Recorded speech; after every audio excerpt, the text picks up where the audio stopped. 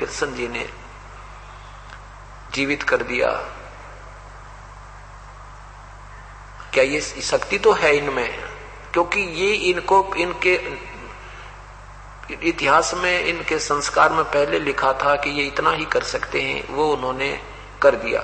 उसके बाद महाभारत का जब युद्ध प्रारंभ हुआ, प्रथम दिन ही अभिमन्यु की मृत्यु चक्रव्यूह में होगी, भगवान श्री कृष्ण जीवित नहीं कर सके। जबकि पांडवों का कुल नाश हो रहा था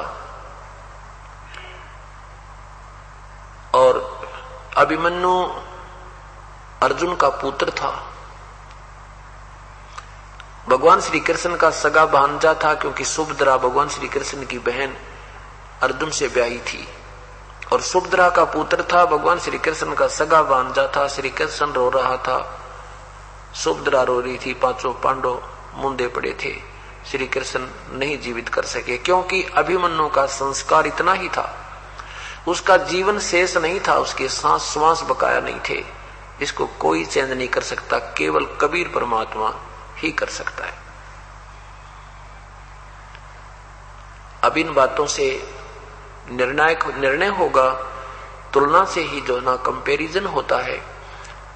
दोनों भगवानों की हिस्ट्री, कबीर परमात्मा की भी हिस्ट्री आप सुनोगे, कहानी सुनोगे, अमर कथा सुनोगे, इन भगवानों की हमने सुने रखी है, फिर भी ये दोबारा दोहरानी पड़ती है, क्योंकि बच्चा बचपन से ही अंग्रेजी पढ़ने लग जाता है और फिर क्योंकि धार्मिक संस्कार कम ही होते जा रहे हैं, तो ये सब कथाएं भी दास ने पहले आपको ताजा करानी पड़ती हैं, फिर उस भगवान की भी सुनानी पड़ती हैं, ताकि दोनों दुकानों को आप स्वयं देख ले, माल कौन से में ठीक है।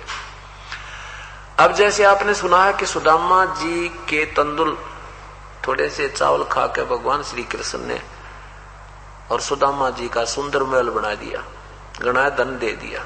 यो तो एक मंत्री कर दिया अपने दोस्त की, एक बढ़िया कोई ऐसा कोटा दे दे जिसमें ठाठम ठाठ हो जाए। ये इनका पहला संस्कार था, पिछले जन्म का संस्कार था, उतना ही इन्होंने करना था, वही कर दिया ना। और करा कितने दारिद्र थे, और को नहीं किसी का कुछ किया, भगवान श्री कृष्ण ने को सुना जो कहानी और किया होता है। और भगवान कबीर साहब की हम बिना गिनती के आज सुना दें, जो आज करके दिखा रखे, वो तो पुराना तो छोड़ दो दूर। अब ये 10 साल के अंदर जो मालिक ने मौज कर रखी है अपनी पुण्य आत्माओं के ऊपर, थूक सूख जाए एक परिवार का जो अपनी कथा सुनाने लग जाता है, सुनने के कान बहरे हो जाए, इतने सुख दे रखे कबीर परमात्मा ने। क्योंकि दादू साहब कहते हैं, और संत सब कूप हैं ये कहते श्रीता नीर, दादू अगम अपार है ये दरिया सत्य कबीर।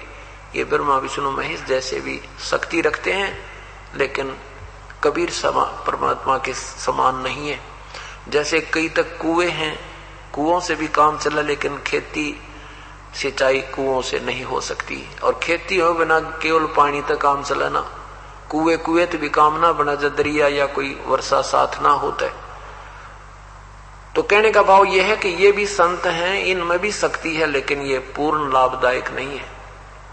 और कबीर साहब को समझो, ये तो दरिया हैं जिनका कभी जल का अंत नहीं होता, और सब काम आवे, पानी पीने के भी काम आवे, सिंचाई के भी काम आवे, नहाने धोने के भी काम, और कभी अभाव नहीं हुए।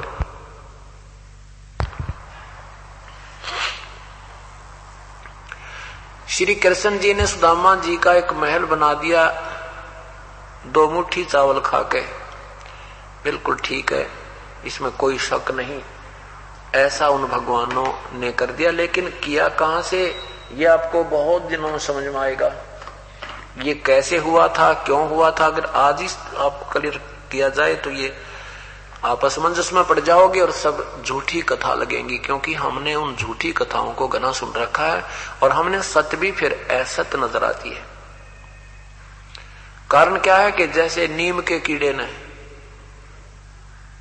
नमक में कोई कीड़ा छोड़ रखा हो, या नीम के पेड़ पर कोई कीड़ा रहता हो और उसको बूरा में छोड़ देना, बूरा में खांड पे, वहां नहीं रुका वो, उसने अच्छी ना लगे, क्योंकि वो कड़वे खान का आदि बन गया। तो अब हमने जो कथाएं वो सुन रखी थी, धीरे धीरे हमारी ठीक होंगी, वो हम उसमें ज्यादा रंगे थे। अब आपको सुनाता हूं कि एक